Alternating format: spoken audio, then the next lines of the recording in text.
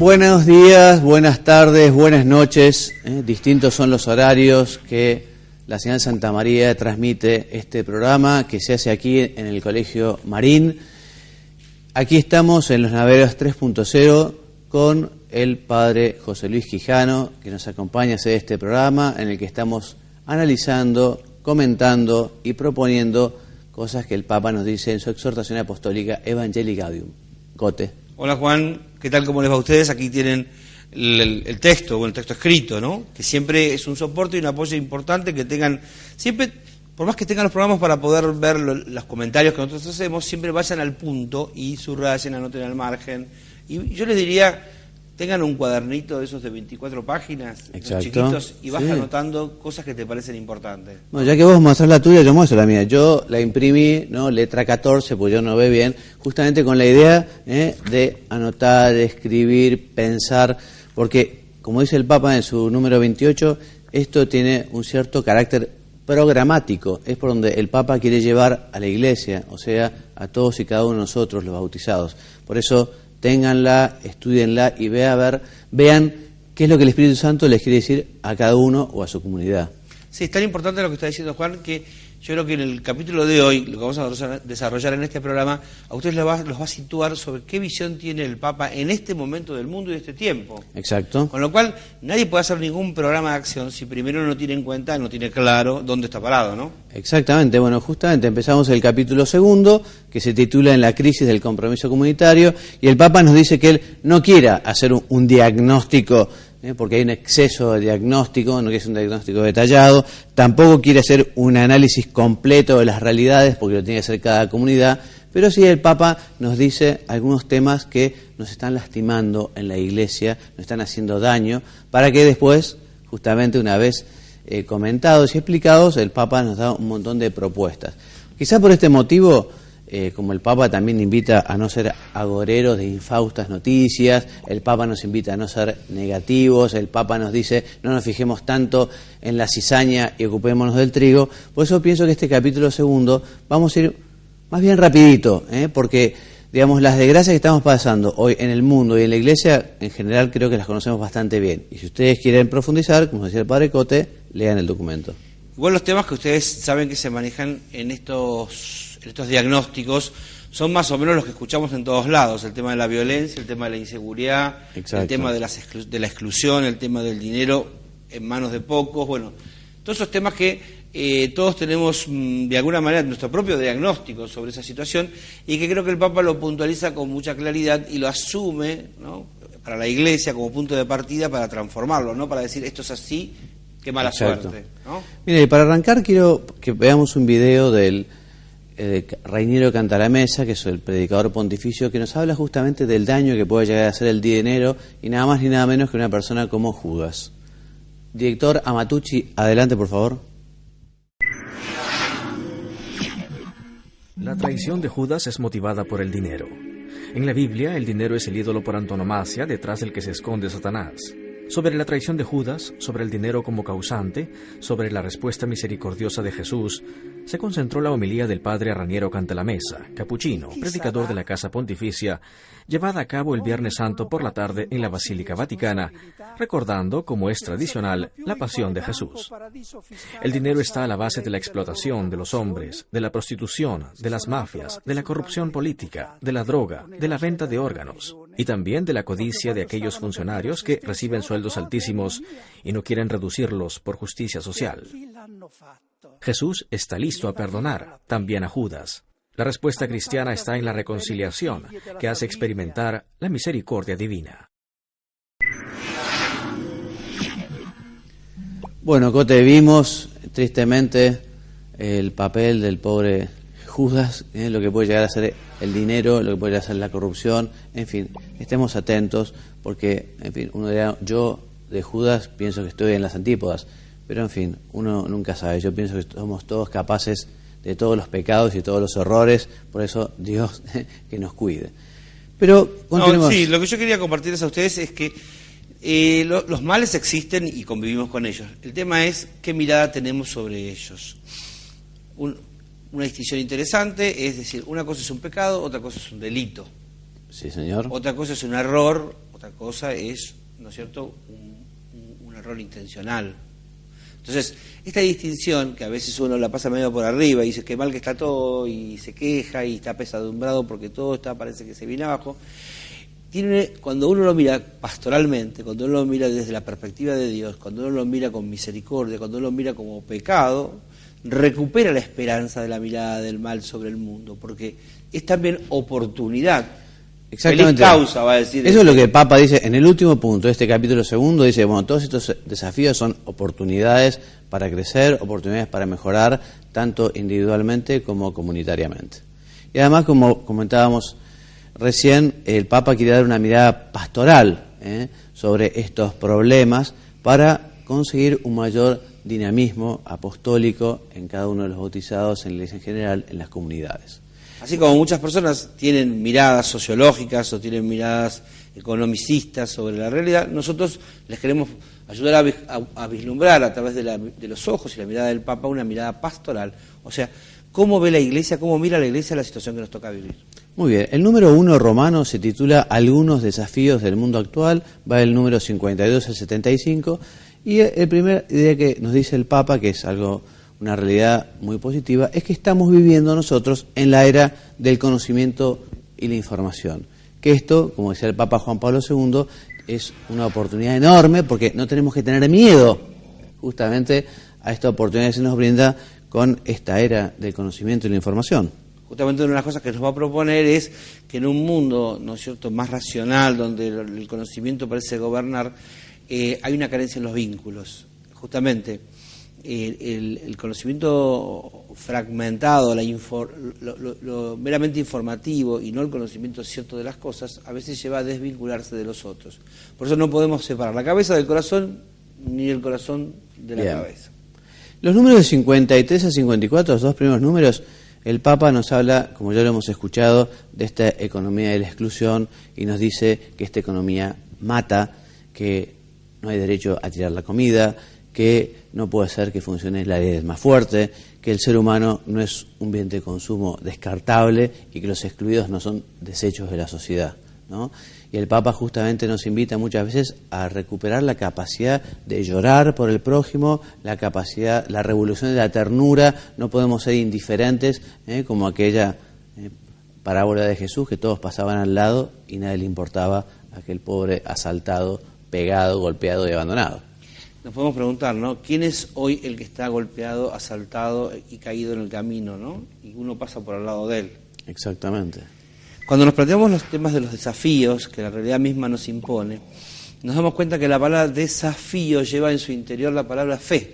O sea, no es que te desafía porque te amenaza, no es que es un desafío porque es un peligro, sino porque también esconde, ¿no?, de alguna manera esa incertidumbre o esa pregunta o ese interrogante, esconde también una búsqueda de fe, ¿no? Así es. Desafiarse, una realidad desafiante significa también mirarla desde la fe y descubrir en ella la presencia de Dios.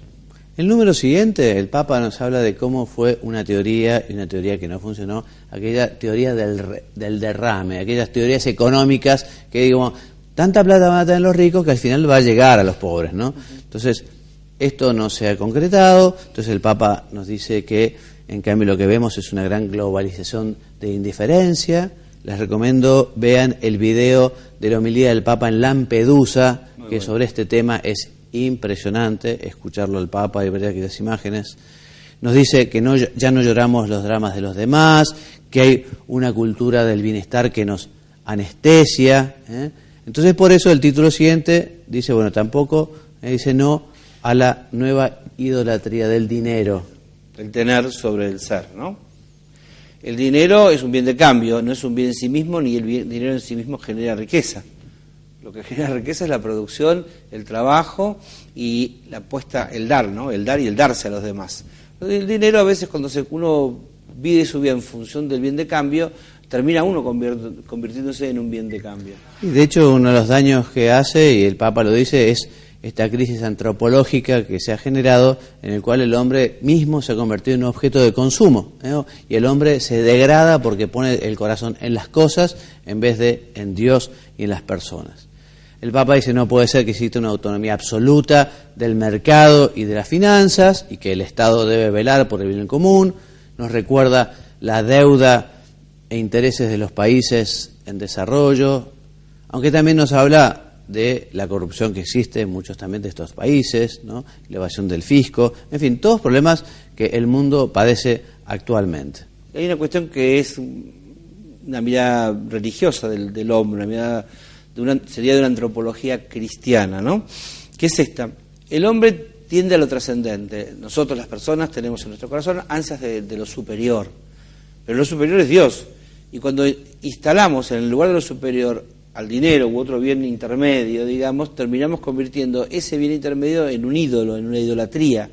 Por eso no es que el hombre no tenga necesidad de adorar, pero lo que equivoca a veces, porque no ve, ciego, miope, es adorar un bien intermedio, un bien menor, y no al bien absoluto que es Dios, nuestro Señor, que se hace presente en nuestra vida de un modo claro y concreto en la persona de Jesucristo. Porque evidentemente el dinero es algo necesario, pero, como dice el Papa, debe servir y no gobernar, o sea que tiene que estar al servicio de la persona, y esto en gran parte es responsabilidad de los gobernantes y también de las personas que tienen más recursos, que tienen que ocuparse del prójimo y no ser indiferentes. ¿Qué gobierna el mundo, no? ¿El amor o el egoísmo, el interés? Y sí, esto es lo que el Papa pide, ¿no? La revolución de la ternura.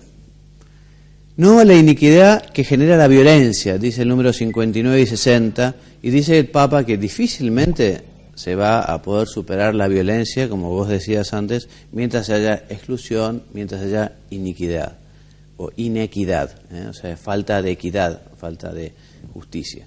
Parece mentira, pero hay temas como enseñarle a la gente a cuidar el bien común. Hemos tenido casos reiterados en este momento de agresiones de jóvenes adolescentes, sí, en las escuelas, o incluso cosas mucho más graves, ¿no? Como matanzas incluso, ¿no? Pero, ¿qué significa? A veces se pierde el sentido del bien común, y eso hay que volverlo a educar. Hay que volver a educar. Y todo este tema de la corrupción, el Papa dice, no es una cuestión solo de los gobernantes o de los países, también habrá que ver los empresarios, las instituciones, las personas. Luego titula el Papa algunos desafíos culturales, del punto 61 al 67, y nos habla de que hoy por hoy en el mundo se sigue padeciendo una persecución religiosa, en muchos lugares no hay libertad, en algunos lugares los cristianos siguen siendo perseguidos, entonces hace falta recuperar esta capacidad, esta tolerancia, esta capacidad de convivir entre personas que piensen distintos o que estén en religiones diferentes, ¿no? Después nos dice el Papa que hoy por hoy es triste ver esta cultura predominante en la que predomina lo superficial, ¿no? Que hay una globalización y una pérdida de los bienes culturales, incluso de cada región del mundo, y lo comentaba el Papa, que eso se lo dijeron los obispos de África, los obispos de Asia, que a veces esta globalización lleva a la pérdida de los contenidos, de los valores, de las tradiciones de estos países o de estas regiones, ¿no? Sí, la pérdida de la propia identidad, ¿no? Es verdad que en algún momento, después de la guerra, ¿no? En Europa o frente a una sociedad que estaba como dolida por no haber podido vivir y convivir, y que había entrado en una especie de conflicto permanente de guerra mundial, bueno, entraron en la segunda, a partir del 60, digamos, entraron como una especie de valores de libertad, sí, de amor libre, ¿no? Y de lo que era la cultura del flower power, ¿no? O sea, que eso trajo a la juventud, que quiso dinamizar y que quiso superar una etapa triste. Pero tampoco se puede vivir en unos valores, ¿no?, tan, claro, superficiales que después no construyen. En realidad, nuestra fe cristiana nos anima a profundizar sobre los vínculos, sobre la construcción del reino de los cielos y sobre todo sobre dejar hacer a Dios su obra en medio de los hombres, ¿no? Cote, tengo una frase del Papa que es muy fuerte, a mí me ha hecho pensar, pero quiero que vos la pienses un poquito y me des tu opinión. El Papa dice: la industria de los medios de comunicación y de entretenimiento ponen en peligro valores tradicionales. Qué frase, ¿no? Está muy bien, sí, yo lo leía y también la subrayaba porque, bueno, no vamos a poner nombres, porque esto tiene nombre y apellido, ¿no? Puede ser. Cuando uno prende la televisión sabe cómo se llama.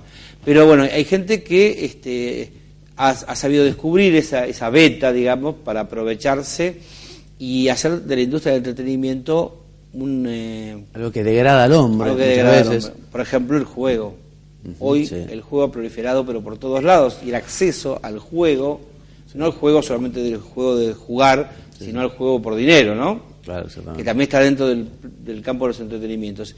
Y lo mismo que los medios de comunicación, que están al servicio de la verdad, terminan estando al servicio del entretenimiento y la distracción. Sí. Por lo tanto, la persona no utiliza el medio para aprender y crecer, sino que lo utiliza solamente para evadirse y estar en una etapa de divertimento, digamos, o sea, de entretenimiento que utiliza para divertirse cosas incluso hasta que moralmente son objetables, ¿no? En vez de ser herramientas para tirar para arriba, para que la persona realmente tenga mejores valores culturales, para sumar en materia de educación, resulta que a veces es pan y circo, digamos, ¿no? Y eso justamente al hombre lo achata, ¿no? Y es una pena. Bueno, el número 63, el Papa comienza a hablar de un tema que lo hace en otros números también.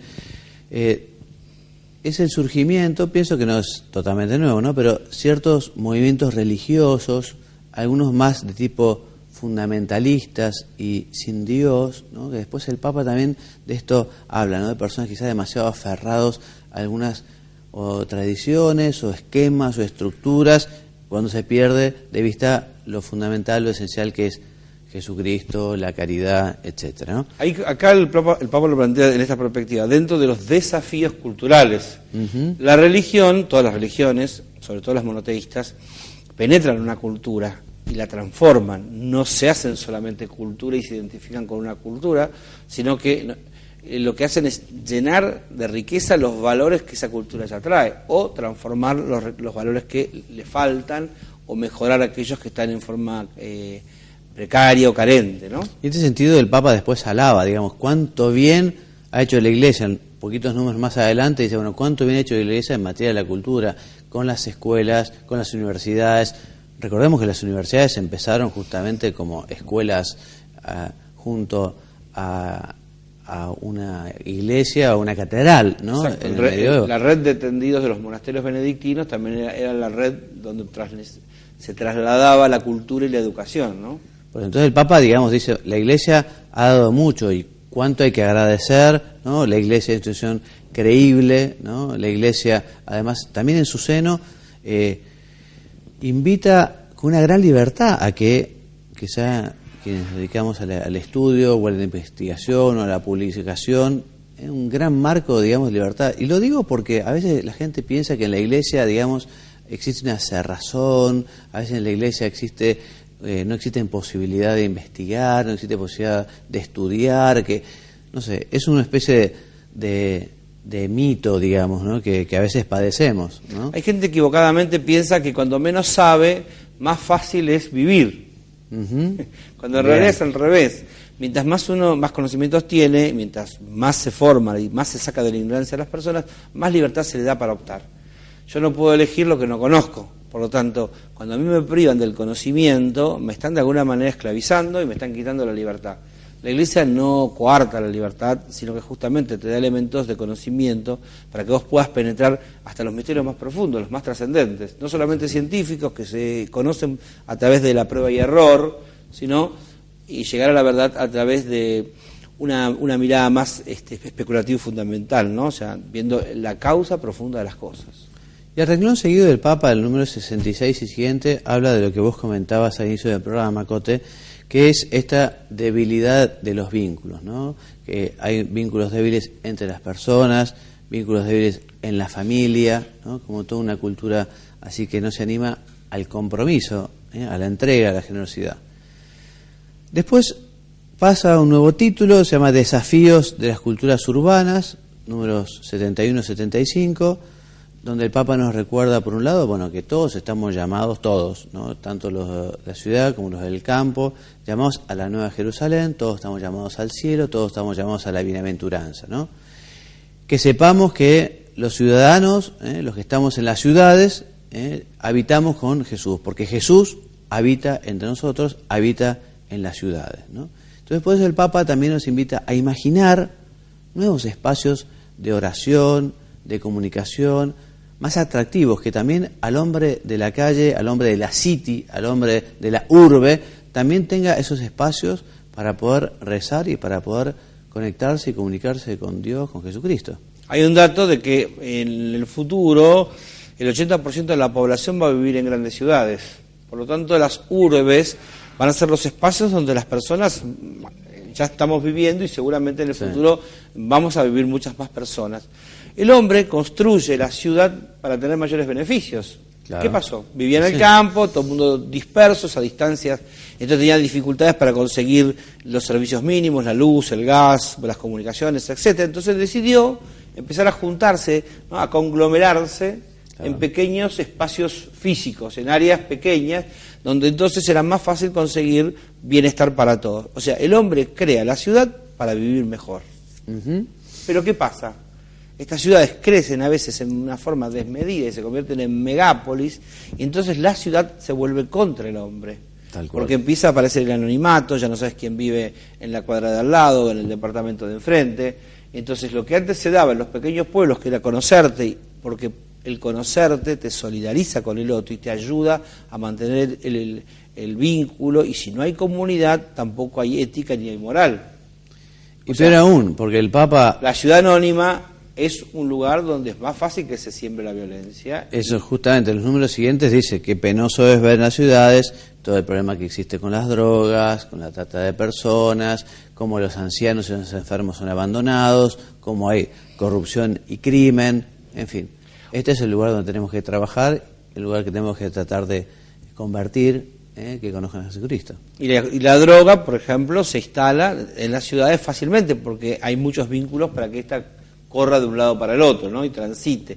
Y se utiliza a muchas personas, ¿no?, con esta denominación de mulas, que es horrible, ¿no es cierto?, para que transporten la sustancia, ¿no es cierto?, de un lado al otro, y en definitiva, esta gente que no tiene trabajo termina ocupándose en esta tarea que es llevarle el mal a otros, pero se sienten justificados porque no tienen trabajo digno y terminan ocupándose en tareas de este tipo que terminan corrompiendo a toda la sociedad. Hoy el mundo no sabe cómo resolver el tema de la droga. La Iglesia tiene una voz firme en este sentido y dice no a la droga. Pero uno va viendo como los estados van marcando leyes de tolerancia, porque la ley de tolerancia aparece cuando vos no sabés romper con algo y entonces lo terminás permitiendo porque decís el mal menor. El mal menor a veces se constituye también en un mal mayor, ¿no? Bien, una gran verdad. Vos sabés que sobre esto también yo quería presentar un video en el que el Papa se dirige a los trabajadores, ¿no?, y habla justamente de la problemática del trabajo en las ciudades. Adrián, por favor, ¿lo podrías pasar?